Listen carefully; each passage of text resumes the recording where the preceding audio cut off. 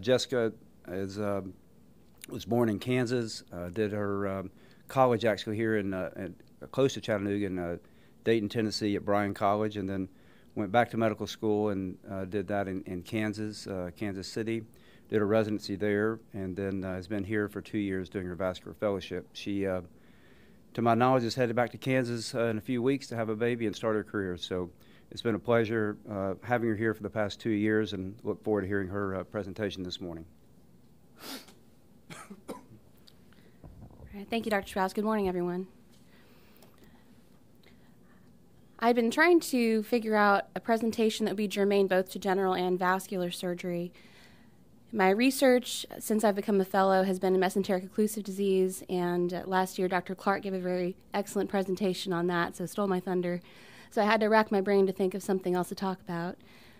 This issue of surgical mentoring and training has been an interest of mine since I became a surgical resident and then through my fellowship as well, being involved both in being trained and in training younger residents.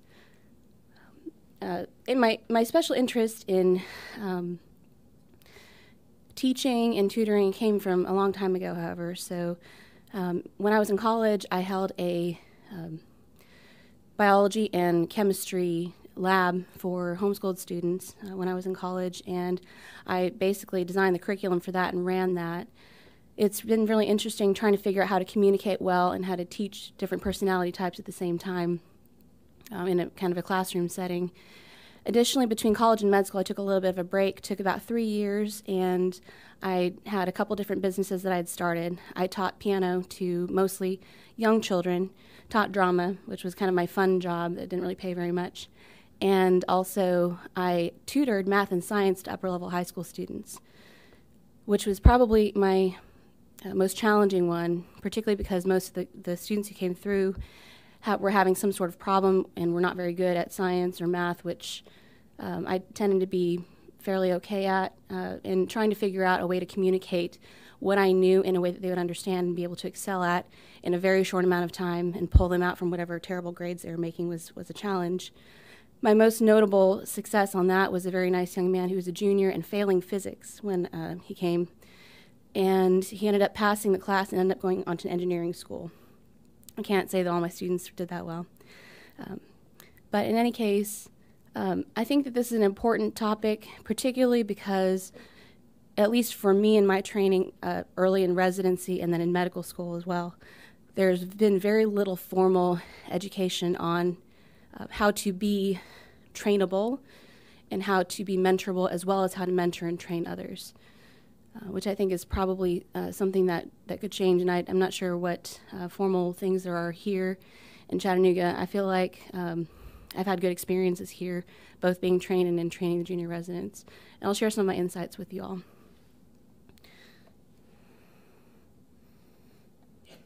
So here are some of the objectives. I'd like to discuss mentorship, particularly within the context of surgical training, going back through the historical importance of mentoring and some changes that have occurred through the years, going all the way back to early training in the United States, as well as some challenges that occur, particularly in surgery. Looking to the future, looking at recent changes, and then particularly in vascular surgical training and how that affects both general surgery residency training as well as different modalities of vascular training. So mentoring is usually a little more helpful when it's not a tormentor that you're having train you.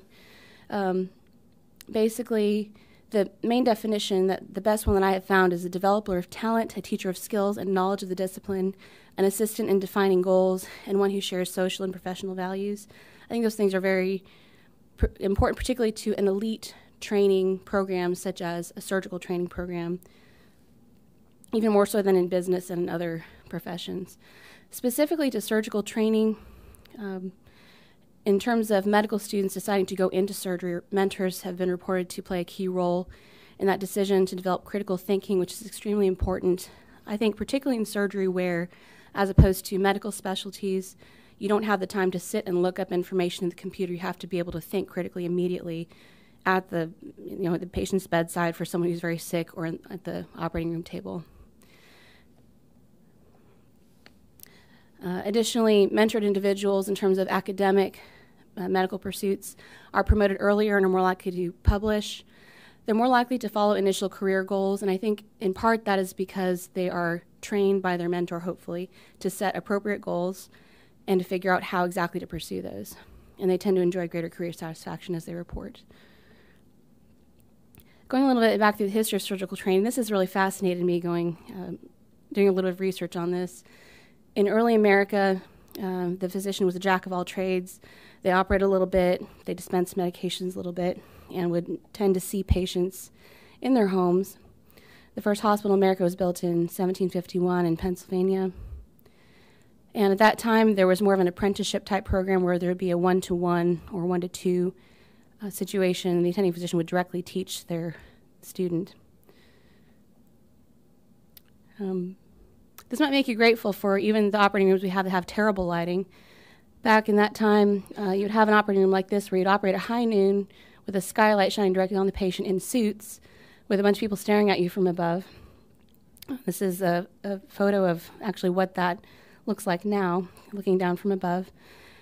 And then in terms of the types of operations that were done at that time, this is a list of things that were done at this hospital in Pennsylvania. As you can see, from September through April, there were about 14 cases, so not that exciting. It's hard to imagine anybody getting thorough training with that with that type of kind of dearth of cases, and some of them were not that interesting. One example in surgical training at Massachusetts General Hospital was definitely considered very hierarchical. So the senior would be the one to operate, the junior would assist them, the pup would be the one to go see patients on the floor, and then there was also something called an etherizer, which is the person who would drip ether onto the mask of the patient. Not particularly exciting, but a small price to pay for getting to watch an exciting operation. One of the comments of one of the surgeons at the time is that it gave the trainee a good foundation for surgery in terms of understanding the operations, but did not adequately prepare them to practice surgery immediately after they were finished. And I think one of the important things to keep in mind, especially for those of you who are rising through the ranks and getting close to the end, is really for anybody actually, is when you're done, you want to have established your skill set as well as your thought processes to be able to go out and excel immediately as much as possible. And if you find you have a deficit, then focus on improving that. Because once you're done, you're done. And it's kind of daunting to look into the mouth of the lion and walk toward it and realize that you, at some point, will not be having any backup that is as reliable as your attending surgeons are now. Dr. Halstead was the founder of the surgical residency, which was considered an improvement upon the prior system. It's based on the German system, instituted at the turn of the century, and it's considered a pyramidal system. They had 8 interns, 4 were fired after the first year, no matter how well they did. Assumedly, they were the ones who were not as talented as the others. 1 was promoted to the house surgeon immediately after internship, and the other 3 were kind of left in the dust, but still hired. The problems with this is it produced a few academic surgeons at the top, 1 out of 8, and the other trainees' options were just to stay around and hope that maybe they could become a chief resident at some point, or return to their community with incomplete surgical training after only 1 year.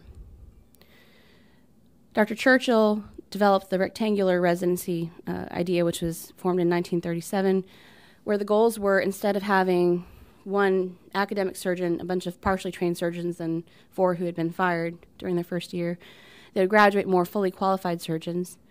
And the idea of this was someone couldn't just go for a partial training and then have a certificate or have a partial certificate and go out to the community and say they're a surgeon and operate and cause harm to people. So there was a school of masters, not a single dominant individual.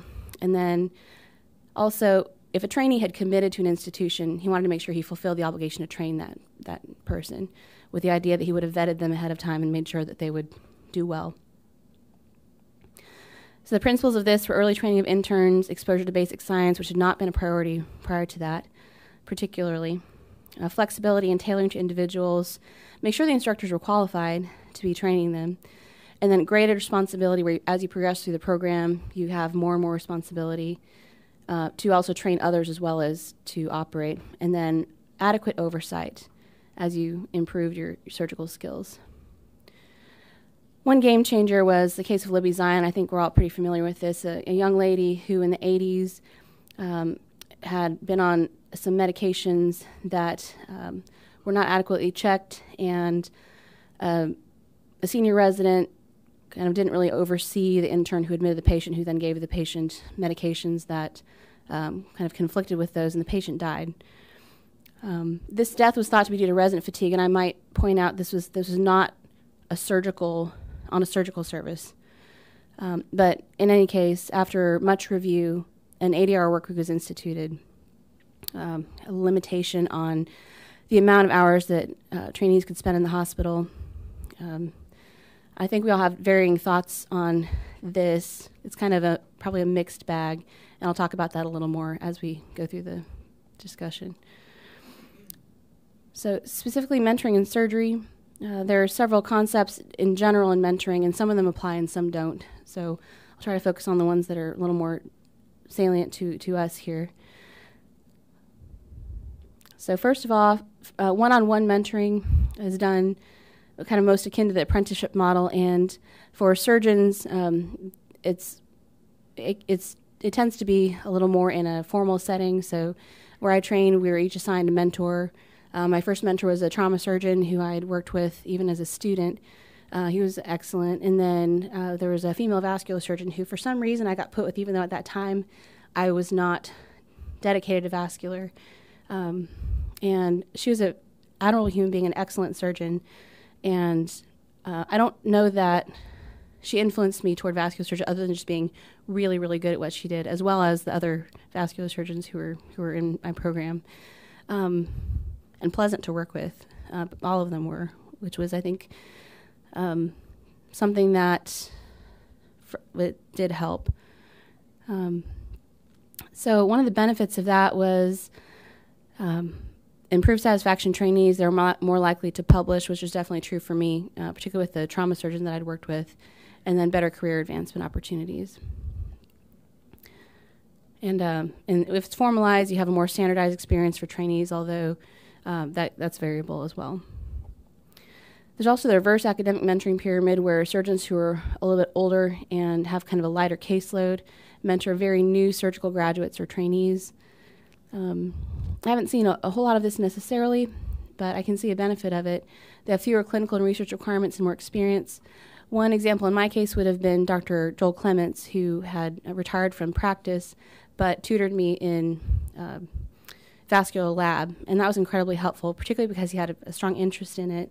I really enjoy physics, and he really enjoys physics, so we had a lot of kind of nerdy discussions about kind of the ins and outs of ultrasound equipment, et cetera. But in any case, extremely knowledgeable, extremely helpful, and it was really interesting because he'd been in practice for so long to have a case that I'd kind of run by him that sometimes had nothing to do with ultrasound, and pick his brain and see what he would have done for it, considering that he had trained and practiced mostly in the era before endovascular and then had done some endovascular operating during the end of his career. I learned a lot from all of that. Also, mosaic mentoring. This is something that I think is helpful for people who want to become academic surgeons. You have mentors for each career or life arena, a research mentor, business mentor, life coach, a little fluffy, but probably important too. I don't have one, so don't have, unfortunately, time for extra stuff like that at this point. Clinical mentor and career mentor are really important, and you don't have to have just one person for all of these or even for each of them. I think it's a good idea to get a bunch of information, as much as you can, from a lot of different sources, and that's kind of what I've tried to do here, having 8 attending surgeons that I work with, which has been pretty amazing, and something that my other 2 chief residents I graduated with who also went into vascular did not have. There were, I think, 4 and 5 surgeons at the places that they trained at or are training at. Also, the concept of mutual mentoring. This is a photo from my chief year where I caught my fellow residents kind of unawares as we had a study group in preparation for the AB site. Concept of peer mentoring, which fosters growth as a group and helps, particularly because folks who are kind of later in their training are a little closer to the folks who are earlier in their training than an attending surgeon and can understand some of the pitfalls. specific to training and understanding concepts.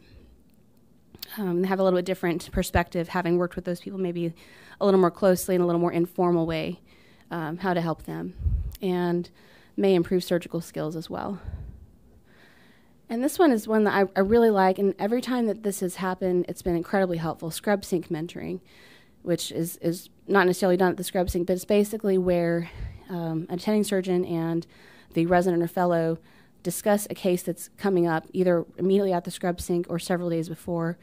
The first time I ever had anybody do this with me was actually on a carotid, which was I think it was an intern, and the surgeon was a general surgeon, but loved vascular, and probably half his practice was vascular surgery at the VA in Kansas. And we sat down and went through the anatomy, the operation, what to watch out for, pitfalls afterward, all within a half hour before we even started the operation, and just kind of laid it all out there.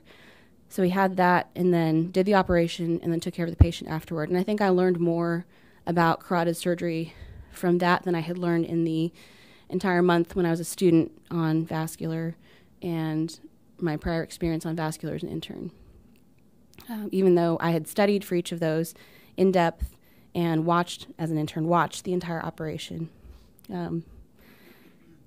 It's rare that this happens, at least in my experience, particularly because of time constraints and sometimes interest level. The attending can be hard to catch, and there are times you're not sure what questions to ask. It's very nice when the attending takes initiative to do this. Again, it's difficult. Sometimes the resident is not as interested as they should be as well. I think that can be a problem, too, depending on interest levels. In terms of qualities of a mentor, most frequently mentioned qualities, serving as a professional role model, staying involved in terms of time and effort, and this can be really difficult to sustain over a number of years. Compassionate, supportive, acts as a critic as well, which can be hard, I think, to, for both people to stay on the same page. I think it really helps when a mentee asks the questions and kind of drives that and shows their interest in getting honest feedback. And I think the most helpful feedback I've ever received has been what I've not done well and what I need to improve. Without that information, it's impossible to get better. If you have someone who's only a fan, like a cheerleader, then you're not going to get any better at what you do. And as a leader in the field and challenges the mentee. So roles of the mentor are to be present, prepared, make time in the schedule, market the mentee, I think is really helpful. Someone who can kind of go around and talk about their strengths, etc. And then do frequent check-ins and evaluations as much as possible. Roles of the mentee, and I really like this little cartoon. I found that 90% of success isn't showing up, it's shutting up. Sometimes what you need to do is ask a question, then just listen, and you'll learn a lot from that instead of just trying to make your own observations known. Be respectful of time, follow through on tasks, refine goals. So in surgery, there are some challenges to mentoring. We've already talked about time constraints, which is the biggest factor affecting mentoring quality overall, not just in surgery. I was sitting with one of my attending surgeons having coffee back my chief year, and he had been in private practice for probably, I think, 10, 12 years before he came to work at University of Kansas. And I was discussing this with him because he was the one pioneering simulator training at our institution, which was non-existent when I had started.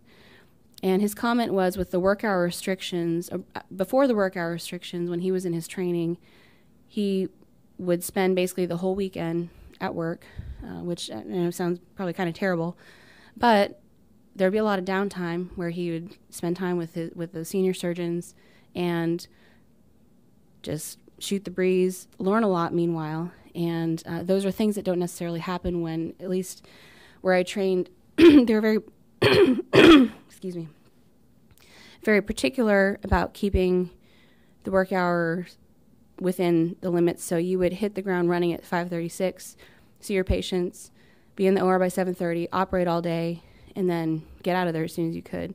And there wasn't much time to find ways to interact with the senior surgeons other than just in the operating room. I think there were a lot of valuable things that were lost with that. As far as how to address that. I have some other thoughts on that I'll discuss in a bit. Additionally, formal training is lacking in many instances. It's hard to find the time, and mentoring and being mentored are both skills I think that are important to achieve that emotional quotient that they talk about. Really helps especially for those of us who are probably on the more cerebral side. I think anybody who had the intelligence to get into medical school tends to lean more that direction. And there are times when it's hard to figure out how to interact in a way that's helpful to you and helpful to your mentor, and so you're both on the same page. Relational barriers. They mentioned this in some of the studies that I'd read. I don't think that in surgery this is as much of a big deal, particularly because those of us who are already here have pretty similar personality types, know how to interact with each other fairly well, don't have a lot of cultural differences. Generational differences I know can always be a big deal no matter what career you're in terms of how people perceive time spent and work ethic and that sort of thing. That's all I have to say on that, other than without getting myself in trouble having a big discussion about millennials, which I am apparently one, which I found out several months ago, just barely. Assessment and mentoring success. So there is no formal standardized survey or assessment tool currently to assess the success of mentoring other than just feedback. They have various questionnaires that they've used, et cetera. And I think that this could be helpful. I think that for surgery, it's such a specific thing. This is not like a business training or some such thing, or PhD training where you could kind of more standardize this type of thing. So other than standardizing things, I think solutions, and this is kind of a mentoring / training issue, is simulator training, which originally I thought, especially when I was a little student, the residents where I trained really scoffed at this, particularly because there were 4 residents per year for a 650-bed hospital, and they were just running around like dogs, getting stuff done. And it was rare that you could double scrub because there were so many cases that even interns would scrub complex cases with attendings, and everyone was just feasting, if you will, and didn't really have time for simulator training. And so I thought, well, if you're going to learn how to operate, it's better to learn how to operate on a person, because there's only so much a simulator can train you to do.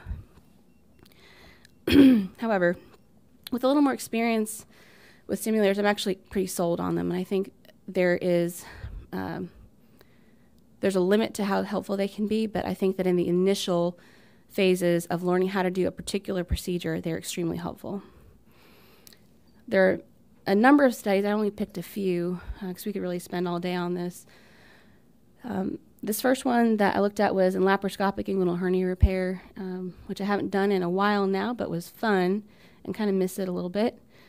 So in this study, which was done which was published in 2011 in the Annals of Surgery, general surgery residents in this program were randomized to a mastery learning program where they would do web-based modules first and then do training on a simulator until they reached what's considered an expert level, or standard practice, which is just throwing them into an open operation or a laparoscopic operation on their own. 50 residents participated in this, and they did 219 TEP repairs on 146 patients. They looked at baseline operative time, performance, and demographics, and those were similar between the groups. And then the mastery level residents required a median of 16 simulated repairs before they were able to achieve the proficiency level. It showed actually pretty good results. The mastery level students had significantly decreased operative time and increased proficiency. And the odds ratio of complications was pretty low with comparison to those who just trained on people. So that shows fairly good results. And I guess the question is, how much time would it take to do a median of 16 repairs? And is that feasible for every type of operation we do? And I would say probably not, but in something like laparoscopic inguinal hernia repair, which can have its own complexities and pitfalls, and it's not, not like an open repair, which is usually pretty straightforward and it would be difficult to do on a simulator. I think this would be something helpful. So the conclusion is this is helpful. There is another study specifically for SFA angioplasty that was performed as well, published in 2012, where 10 general surgical residents received didactic training, and then they were randomized with half to do further training on a simulator after the lecture, and then half with no further training. And then the trainees performed SFA angioplasty on a patient within 5 days, and the performance was assessed. And it showed that the simulation-trained trainees scored significantly higher than the controls, both on their skill in the procedure and then a global rating scale in terms of economy of motion, et cetera, which is pretty good results. You'd think SFA angioplasty, I mean, even quite a few of the junior residents have done these before, and it is not particularly complicated, I suppose, for me as a 7th-year PGY trainee, but there are some basically endovascular operation it can be pretty tricky in terms of getting through an occlusion and that sort of thing, and which wires you use and which sheaths. And it's something that's very technical, and I think it requires a lot of muscle memory in order to get proficient at it. So I think this is something else that a simulator would help with. Particularly it's beneficial in the setting of work hour restrictions, and then this is something that is really important because I've had a lot of discussions with a lot of senior surgeons, both here and where I train, about the increased breadth of operative approaches and tools. For example, the advent of laparoscopic surgery completely changed the game in terms of general surgical training, whereas before you would do an open approach to anything, to bowel resection, to an inguinal hernia repair, etc. And now, if someone has colon cancer, you could do a laparoscopic colectomy, you could do it open, you could do a robotic, and each of those requires specific skills, and they're not, the anatomy is the same, but the muscle memory is not at all for a lot of those things. And the same is true for vascular as well, with endovascular surgery, and then particularly with the decrease in number of open aortic operations that are done across the board. So, and then even different atherectomy devices, you have so many, and they're each a little different. It's not really the same thing in terms of muscle memory for those as well. So I believe it will improve proficiency even in routine manual tasks and can be very helpful. So switching gears a little bit, talking about vascular surgical training specifically, and then how it applies to general surgery and some things that are kind of coming down the pipe or have already been initiated. There are some unique challenges, recent developments, particularly. There are 3 that I've kind of picked that are the most important. The first is the prevalence of endovascular interventions, which are not going away anytime soon. There have been so many amazing advances, and it's just blossomed, and patients tend to do quite well. Additionally, vascular see an increased patient population in part due to greater longevity, due to improved medical care overall, as well as the dialysis population kind of exploding. And then we tend to take care of sicker patients, I think, as a specialty and just overall. Improvements in trauma and critical care management have allowed patients to live who otherwise would have died quickly not that long ago, which is excellent and makes things a little trickier, I think.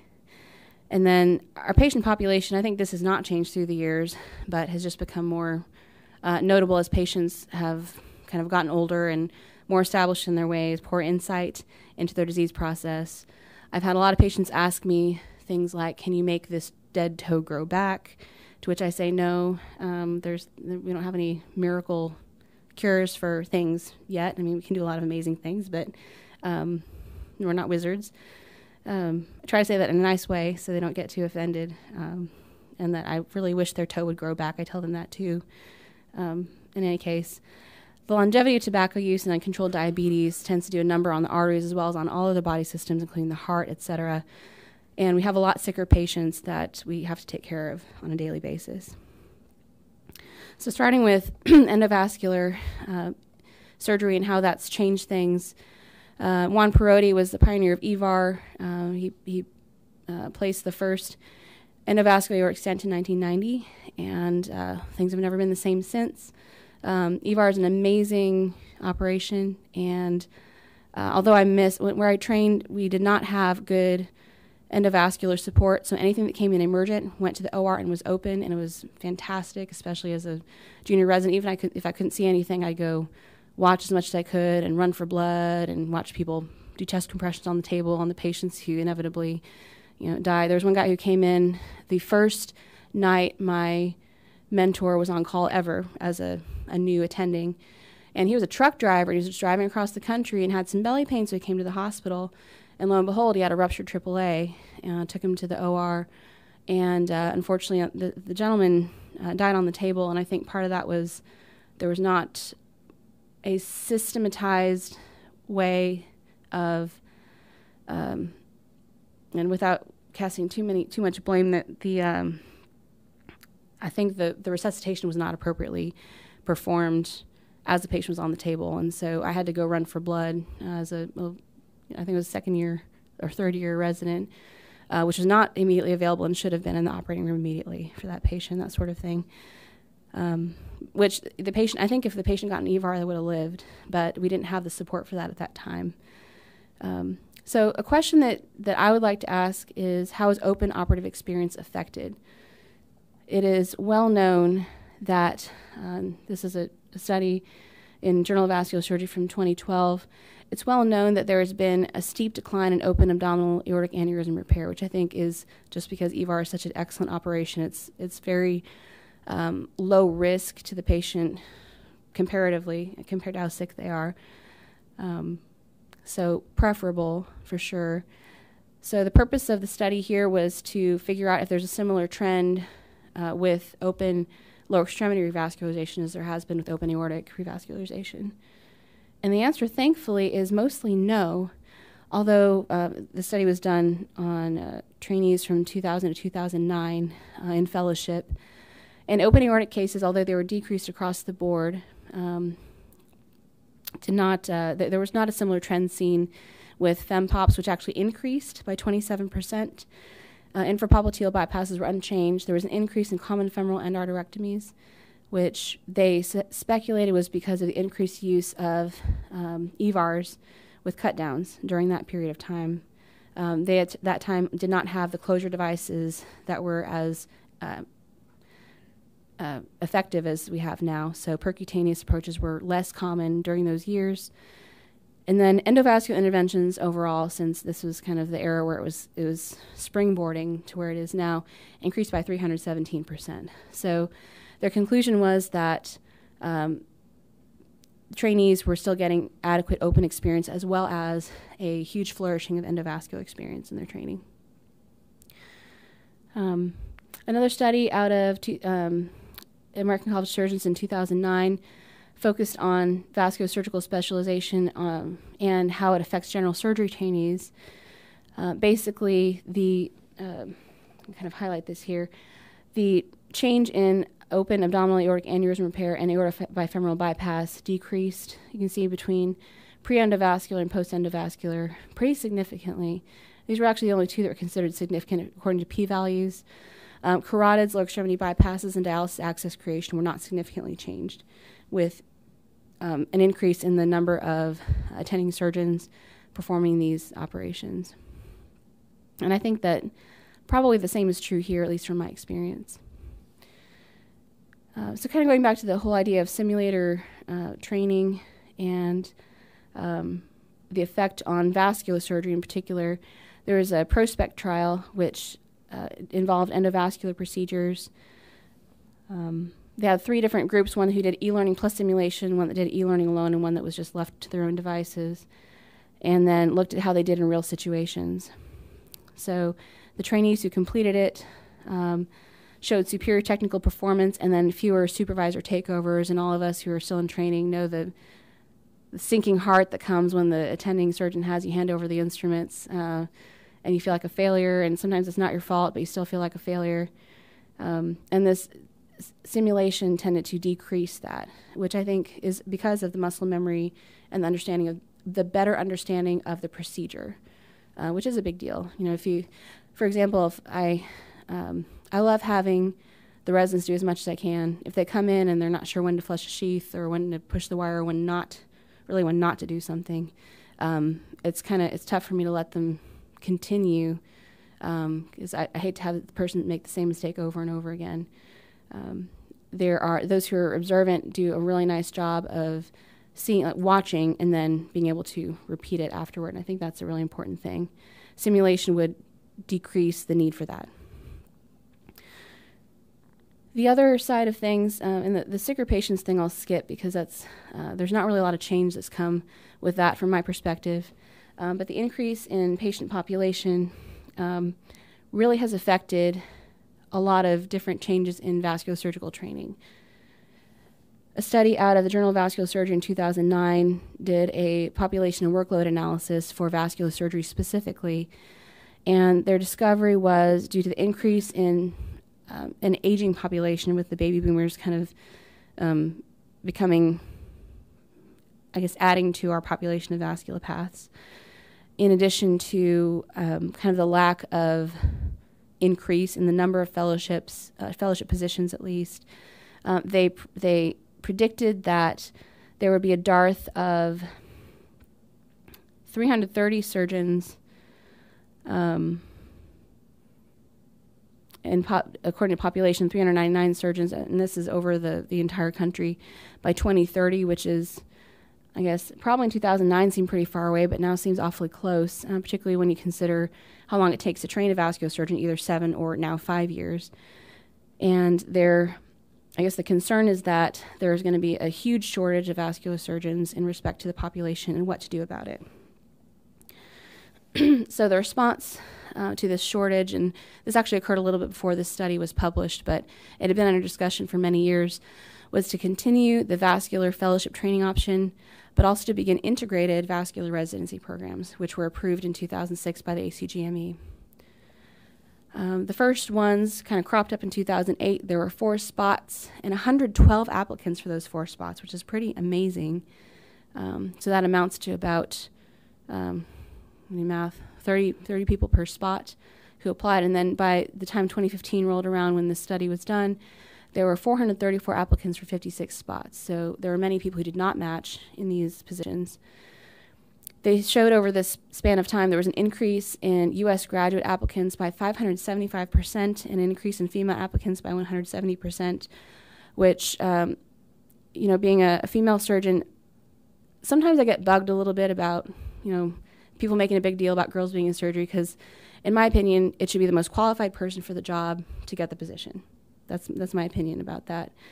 So if there's a male who's more qualified than I am, I'd rather they get the position. I think that's how it should be. However, the reason for bringing this up is that there's been an increase in women going into medicine overall. And so their theory is, with that kind of change, the shift in population of medical students toward more females, they need to figure out a way to recruit more women into surgery, considering there's going to be a dearth of vascular surgeons. And to me, I guess that made sense. Additionally, there's been a decrease in international applicants by 17%. And this is seen as an improvement, I think, because international applicants are seen as a little bit weaker. I don't know if that's necessarily true or not. Where I trained, we didn't have any. We had one person who was an international trainee who I guess did not impress me, but that's an N of 1 and not really significant, I guess, in my mind. So for the year 2009, according to the study, 88% of integrated vascular residency applicants did not match in vascular. And then at that same time, 16% of traditional fellowship positions went unfilled, which is a huge imbalance. A couple graphs that I think are helpful show the number of integrated vascular surgical residency positions, and it's a little bit misleading because you see there's 0 and 50, and that's just this curve is really slight, although that was a huge increase over the time span, from basically around 20-something to over 50. But during that time, the number of applicants spiked, went down again, and then spiked back up. That's a huge number of applicants for the position. It's about 8 to 1. As in contrast to the supply and demand for vascular fellowships, which has stayed fairly constant over that same period of time. I remember when I was applying, And interviewing, that was one of the discussions that I had with the other vascular applicants, which was basically each one of us would have a spot. Unless for some reason we didn't impress anybody and had to scramble, et cetera. Which to me personally, as a trainee who didn't want to be wasting my time interviewing if I wasn't going to get a spot, was pretty attractive. Also, I was really excited about doing vascular at the time and still am. It's been a great decision for me. So that most people would get a position who applied. And that hasn't changed through the years and still is about even. So once again, a pretty big imbalance in what is the perceived desirability of each of these types of training modalities. I did a search yesterday on vascular fellowships. Currently, there are 106 programs, and there are 55 integrated vascular residencies, which is about 1/3 of the total number, according to ACGME. Dr. Shims did a presentation in San Francisco in 2013, and I guess I haven't talked with a whole lot of people about this. Those I have talked with about vascular residencies, it's a pretty hard sell. And it's been such a recent development that there hasn't been too much in terms of feedback from this. But anyway, he gave a list of rationales for why integrated vascular residencies should be something that are looked at. The first is that, and this is kind of my interpretation. I'm pretty blunt. I'm a Midwesterner, so I'm just going to say it like I see it. Their first thing was you don't want to waste the vascular people's time practicing doing general surgical procedures that you'll never do, which I don't necessarily agree with, but I'll talk about that a little bit later. And then monetary reasons. You don't want to spend extra time for second application match interview days spent away from operating. And then it's considered a more attractive subspecialty residency. 40% of integrated residents are women, again with the whole women thing. Higher percentage AOA, better applicants with higher USMLE scores. I have my own thoughts on that as well. They come in with more publications, and then they claim it's a better way to train a vascular surgeon with a focused skill set. And this one's definitely true. It permits earlier mastery of endovascular skills, which I think is probably a benefit in some ways, and that it increases the number of vascular surgeons entering practice, which I think is their main reason for wanting to do this.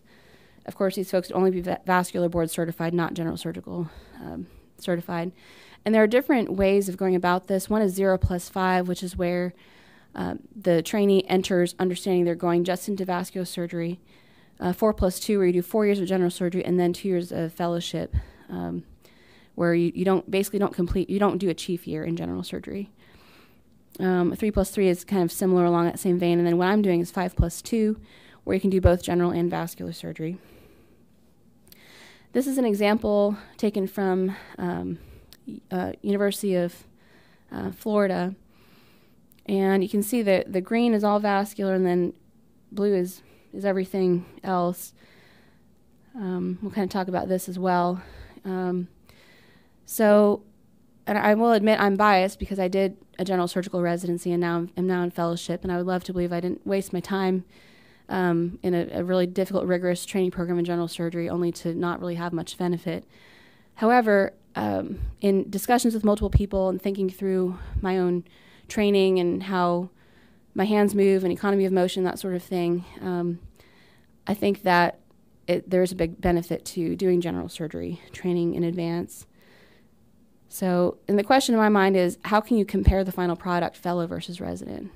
Some of the papers that I've read, and these are all opinion papers and presentations, talk about how you don't expect them to be equivalent, but the question is, will they be competent to practice vascular surgery? And the answer probably is yes, maybe with some extra mentoring of the vascular resident, but you really can't compare 5 years to 7. So kind of springboarding off of this particular common core curriculum for an integrated vascular residency, which is pretty standardized, these are the rotations that the vascular resident will go through that are not, other than vascular surgery, that are considered important to vascular training. So general surgery, trauma, transplant, and cardiac surgery, and that is it. which, as you all who are still in training and those of you who are attending surgeons know, med students might not know this, that's not much. Additionally, in their training, they would do rotations in radiology and vascular lab, which makes sense. You have to be able to read films and ultrasounds in order to be able to practice vascular surgery. So at the end of this 5 years, you will be considered ready for practice and be eligible to take boards and practice as an attending surgeon. So the question in my mind, I guess, is what can we do without of the other things that are left over? And going back to this list of things, I guess my comment on all of this is that and as you can see here, the integrated residency schedule, all the blue is kind of front-loaded here in the first 2 years. You do a little bit your third year, and then, and also ped surgery, I forgot that one at the end. And then mostly focus on vascular, which kind of makes sense to kind of ramp up toward what you'll end up doing at the end. One of the things that happens, though, is that you never have a general surgery chief year. You never have a general surgery chief experience. This is important for two reasons. The first is just human nature. When I was a general surgery chief resident, we did not have vascular residents come through, but if we had, there is no way I would have prioritized their training over my own general surgery interns and second-year residents. And I guess unless the residents were particularly motivated and knowledgeable, it's not that I wouldn't let them do anything, but I would not prioritize having them operate above our own trainees. And so I think the experience might be, at least kind of from my perspective, would be a little different. And I know that's true for ortho and urology who come through. They're very good and we let them do a lot, but there's a lot that's not pertinent to them. And even if it is, sometimes they don't see it that way. And there are times when I'm not sure how much preparation they get ahead of time for what's expected of them to know when they come through a general surgery rotation. I think that'd be important to figure out. The second is that you never get a chief year in general surgery where you are the one going down to the ED, figuring out if the patient's sick enough to need to go to the OR right now, if they need invasive monitoring, if they need IV fluids. You're not the person who is running that show in your first 2 years ever.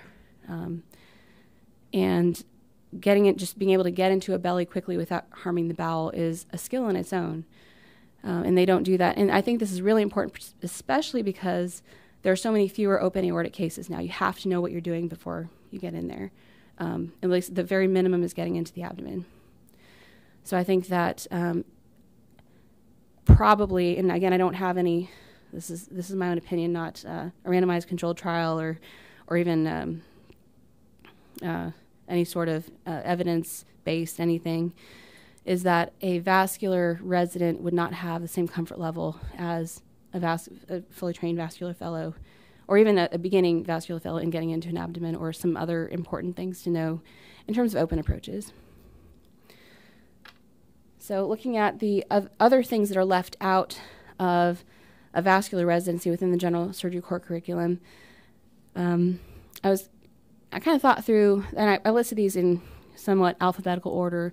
I might have left off a few. But looking at some things that they've cut out of their core curriculum for vascular residents, there are some things that I think are important. I've kind of discussed this already. Evaluating sick versus not sick quickly, comfort levels with laparotomies for acute care surgery, and then fluid resuscitation and invasive monitoring, and kind of being in charge of a sick patient are things, and being the team leader in the operating room, particularly for aortic cases, is really important. And I think these two skill sets overlap very strongly, and it's hard to develop with the dearth of aortic cases. It's hard to develop that, I think, during a residency. Bariatric surgery, I was kind of plus minus about this one. It's important to know how to take care of patients with obesity and diabetes. That's a large portion of our vascular population. Dr. Wilkes and I did an open AAA repair with Dr. Horn, I think about maybe 2 months ago or so, on a patient who came in ruptured and had terrible anatomy for an EVAR, so unfortunately we couldn't do that. It was a really old, ill person. No records came with the patient, so we didn't know what operations they had, and the patient was about to code on the table, so I used a knife. They didn't have a bovie hooked up or anything, just opened the abdomen, again, with the comfort level. There was a scar there, and I thought, and got in there, and we were trying to get down to the aorta to compress it supraceliac, and there were a bunch of stitches in the stomach. And I guess I have done some gastrectomies and some hiatal hernia repairs, and so I knew why we couldn't get back to the aorta in that location. The lesser sac was not available. It was all scarred in. Dr. Wilkes just pushed around the stomach and got control around the aorta that way while I was finishing the laparotomy part and getting the retractors in. But without a rotation in something that involves gastrectomies, hiatal hernia repairs, bariatric surgery, sleeve, I think this patient had a sleeve gastrectomy, you wouldn't really know what you're looking at anatomy-wise.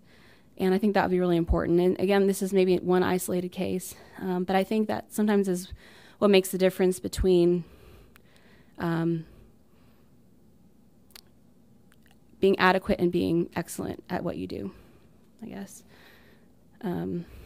Breast surgery, I think a lot of breast surgery probably isn't pertinent to vascular, except for the axillary anatomy, and then gentle tissue handling. And the axillary anatomy comes into play not only with carotid axillary bypasses and with doing fistulas and grafts, which is extremely important in vascular surgery, but also doing thoracic outlet syndrome and that sort of thing. And then also just understanding how, I guess, when you're doing endovascular procedures, you will have seen it open and kind of know what you're getting yourself into. Surgical critical care, very important, and this is something that I think is pretty variable once you're out in terms of who you consult to help you out with care, particularly in institutions that do not have trainees. But I think it's important to know that, obviously invasive monitoring and intervening for hemodynamic instability, but particularly for cardiac evaluation and treatment, I'm not sure how much the vascular residents get in terms of knowing how to evaluate from an MI, AFib, how to treat these patients, and when to be concerned for these things. And all of our vascular paths also have some sort of cardiac disease as well. Additionally, chest tube management for patients who've had thoracoabdominals and that sort of thing. I really couldn't list enough things here that I think are important from the critical care standpoint. I think it's important to do rotation in that for vascular. Endoscopy, I think that the principle of how tissue moves in response to something that's like a flexible something, catheter, endoscope, et cetera, those things kind of overlap. And I remember very specifically when I finally felt proficient at doing colonoscopies without getting into diverticula, and how that kind of was affected by kind of seeing the movement over and over again. And you can kind of tell the same thing in fluoroscopy, the way the artery moves and how far you should push it. Advanced laparoscopic surgery, looking at a 2D image, which we do in fluoroscopy as well, and translating that into three-dimensional anatomy, I think is an important skill. And then robotic surgery, I didn't really have anything. I had, when I decided to go into vascular, I had just finished a bunch of modules in robotic surgery, and really enjoyed them. It's like playing video games, and was excited about it. And I talked to one of the robotics reps, and their comment was there's really no role for robotic surgery in vascular at this point, with endovascular being as, I guess, prevalent and helpful as it is. And surgical oncology I thought was pretty important, particularly in handling fibrotic tissue and then distorted anatomy, principles of handling tumors, abdominal and pelvic exposures, inguinal dissections. And this kind of overlaps with endoscopy. It's just an anecdote, but when I was a third-year resident, we got called on vascular because there was a complication with it. It was not one of the surgical team who tried to put in a vas cath, went through and through the carotid artery, pulled it out, and the patient coded, and thankfully got intubated because they developed a huge peritracheal hematoma. And so the being intubated kind of helped keep them alive for at least a little while. So we brought them emergently to the OR, and the trajectory was kind of hard to see, but basically my attending cut the carotid in half, which without blinking an eye, which shocked me, of course, at the time. Never seen that done, to make sure that there was not a dissection posteriorly, and then just reanastomosed it. But the trajectory was going directly toward the esophagus. So we call it in general surgery, and we're trying to figure out if the esophagus had been perforated. And basically my vascular attending who had done a general surgical residency suggested infusing some methylene blue through the esophagus, and we were able to find the perf and then repair it and that sort of thing. Did a flap. And if he hadn't, I guess I had been thinking through that particular scenario and thinking if he had not done a general surgery residency, would he have had the presence of mind even to think about the esophagus, because there was no obvious perforation, there was no bleeding, there was nothing. But being in that location, that's something that you worry about. And I think having done endoscopy and surgical oncology and those sorts of things, you get familiar with where things are and what to be worried about.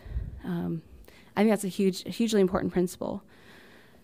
So I think that addressing the shortage of, the future potential shortage of vascular surgeons is important. I think it's important to make sure that the trainees receive appropriate training. I guess I'm still in training now. I'm not sure exactly what that involves. A lot of people I've talked to think that if someone completes a vascular residency, they probably need to be mentored pretty intensely for a while, and that has been my experience with my N of 1 vascular resident graduates that I've worked with in the past. Required a lot of mentoring. And I think that as long as people are willing to do that and understand the pitfalls, and that a fully trained vascular fellow is not equivalent to a fully trained vascular resident, that I think we can make it work. And we're going to have to make it work because they're a third of our vascular population. So in conclusion, the whole purpose of mentoring and training in general surgery, vascular surgery, is to allow you to fly away without a parachute. So not just being able to fly on your own wings, to make good decisions with the idea that nothing's going to be perfect, and you're going to have times where there's stuff that you haven't seen before. You'll have to make a phone call or call another colleague in. But overall, to not be afraid to be on your own. So my thoughts on this, mentoring, intentionality are crucial in surgical training programs. And additionally, in my opinion, the responsibility in this lies primarily in the hands of the trainee and mentee. I don't think it's fair to expect someone to single you out and hold your hand through any of this, and I don't think any of us really expect that. But to go and seek opportunities, to be in the operating room, to be close to people who you respect, find who you want your hands to function like theirs, and spend as much time with them as you can, and learn about economy of motion, learn about what to do in advance and what timing the patient gets heparinized, what portion of this procedure you do this or that, and getting that in your mind and developing a kind of linear view of how you want to run your practice and do your operations for each thing, I think is extremely helpful. I think there's a greater role for simulator training due to the work hour restrictions and then the breadth of operative strategies and different tools. And thankfully, with vascular, our reps actually are great at bringing in tools and simulators for us to work on.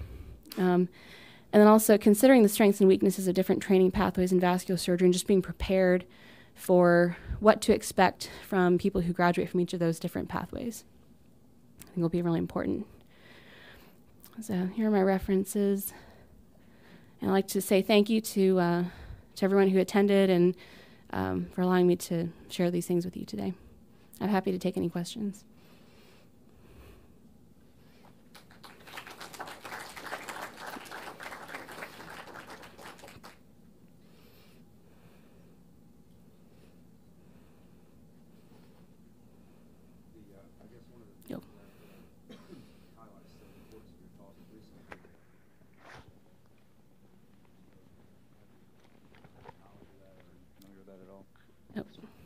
What I was saying, is this working? Yeah.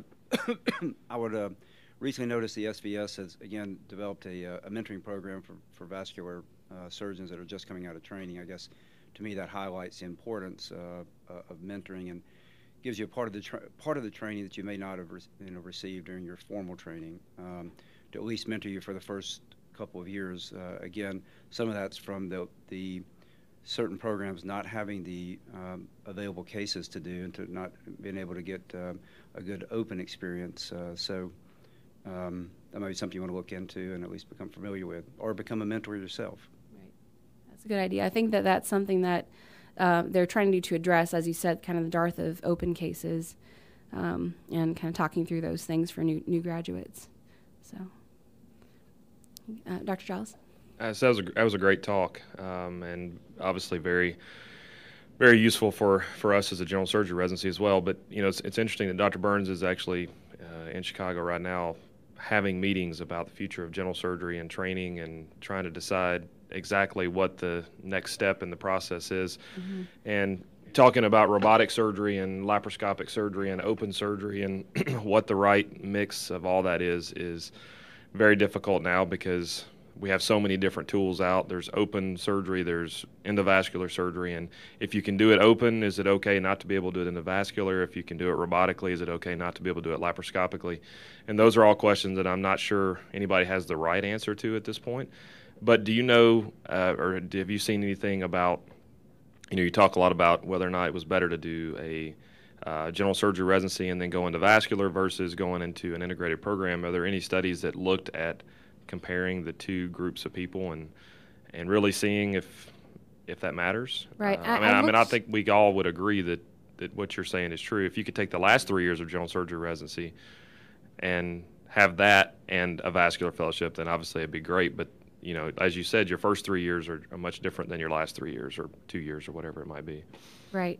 I looked for studies on that. I didn't find anything yet, and I wonder if that's because the first vascular residency started in 2008, so the earliest graduates would have been 2013, and there were only 4 at that time. So I don't think we have the power, the powered. We couldn't do a powered study on that yet. I'm interested to see what that shows. And the other thought I had on that was proficiency levels, and how do you really measure that? Because it would be rare that an attending surgeon would come back and be tested on a blinded basis by an observer in terms of how good they are at different operations. And then you also have to think about their patient management, things that they have seen that they'd never seen before that maybe they could have managed better if they'd done a general surgery residency in advance. And I don't know how to measure those things. Because that was something I was really interested in trying to figure out. But that would be really, I think, hopefully someone will do some sort of study on that, because I think that would be really fascinating. I've only worked with one person who's graduated from a vascular residency program, and they required a lot of mentoring early, for the first 2 years. And so they were working during that time, but it was very different from watching. My mentor actually had trained in general surgery where I was a student, had gone for fellowship and come back. And she right off the bat, she could do an open AAA with, she didn't have to think about it, study it. She had done them so often before that it wasn't a problem. So in my experience, there is a huge difference, but I look forward to seeing if there are any studies that will come up on that. What you hope you're not doing is creating a bunch of technicians and not people who know how to care for patients. Yes, and exactly. That's the difference in exactly. what a vascular surgeon offers versus someone who just can do endovascular surgery. Right. I think first of all, good talk, but I think to Dr. Giles's point, I think Einstein said the eye cannot see what the mind does not know, and it's probably that at some point you will reach a proficiency in doing a procedure. A cardiologist can do a balloon stent, whatever. But if they don't understand popliteal entrapment syndrome, if they don't understand these disease process, if they don't know what they're getting into when they open an abdomen, that is going to differentiate somebody who is adequate versus somebody that is going to take care of the complicated patient. And the question that we have to ask ourselves, I guess, as a society is, are we shooting to train people who are adequate for most of the population, or are we trying to train people who are going to deliver the best care? Right, I agree.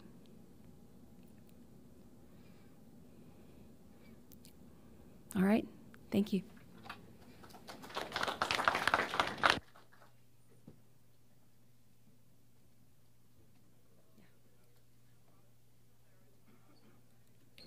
I talked to Fisher yesterday, Yes. and